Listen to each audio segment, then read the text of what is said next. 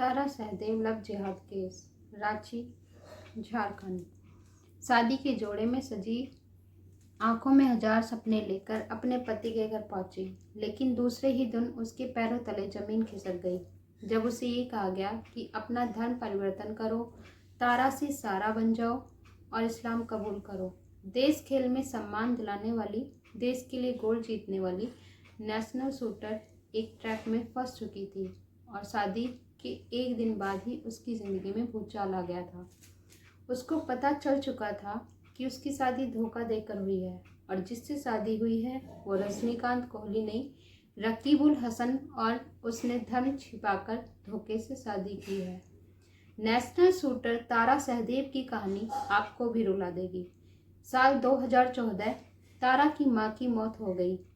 वो अपनी मां की मौत से टूट गई, लेकिन अपने खेल को जारी रखा। भरे दिल से ही सही वो शूटिंग कैंप में जाती रही। इसी दौरान रजनी कोहली नाम के एक शख्स ने वहां उनकी मुलाकात हुई। रंजीत ने तारा को सहारा दिया और फिर कुछ ही दिनों में शादी के लिए प्रपोज भी कर दिया। 7 जुलाई 2014 को तारा की शादी रंजीत से हुई।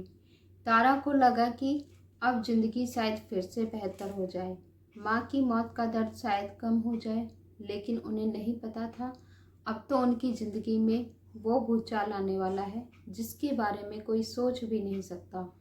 8 जुलाई यानी शादी के अगले दिन तारा को पता चला कि रंजीत कोहली असल में मुस्लिम है और उसके असली नाम रकीबुल है। तारा को रकीबुल और उसकी मां ने इस्लाम कबूल करने के लिए कहा।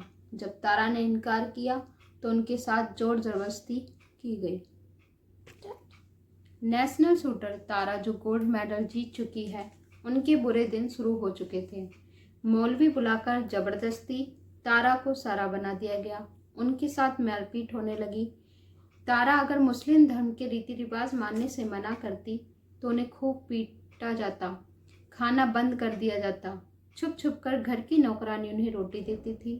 तारा को मानसिक और शारीरिक प्रताड़ना दी गई थी। इतना ही नहीं, तारा को ऐसी धमकियां भी दी जाने लगी कि उनके साथ गैर मर्दों को सुलाया जाएगा। कई महीनों तक तारा ये सब सहती रही, लेकिन एक दिन मौका पाकर वो घर से बचकर बाहर निकली।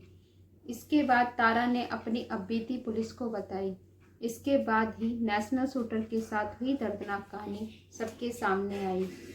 तारा ने 2015 में झारखंड हाई कोर्ट में एक याचिका दायर की, जिसमें उन्होंने अपने पति और उसके परिवार के खिलाफ जबरन धर्म परिवर्तन और प्रताड़ना का आरोप लगाए।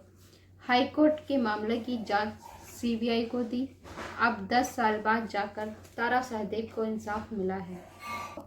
सीबीआई कोर्ट ने रकीबुल को उम्र कैद, उसकी मां कौसर को 10 साल की सजा और साजिश रचने की आरोपी हाई कोर्ट के तत्कालीन रजिस्ट्रार मुस्ताद अहमद को 15 साल